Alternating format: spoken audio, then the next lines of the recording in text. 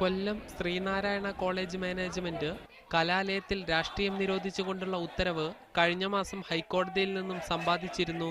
ഇതിനു പിന്നാലെ കലാലയത്തിനുള്ളിലെ വിദ്യാർത്ഥി സംഘടനകളുടെ ഫ്ലക്സ് ബോർഡുകളും കൊടിതോരണങ്ങളും മാനേജ്മെന്റ് നീക്കം ചെയ്തു.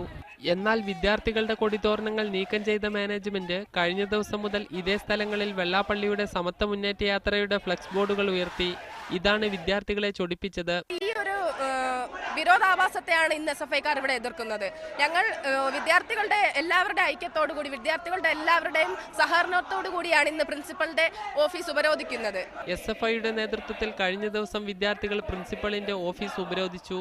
വെള്ളാപ്പള്ളിയുടെ കോലവും വിദ്യാർത്ഥികൾ കത്തിച്ചു.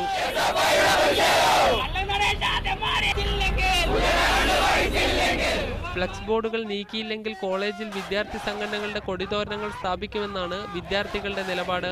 മീഡിയ 1 കൊല്ലം.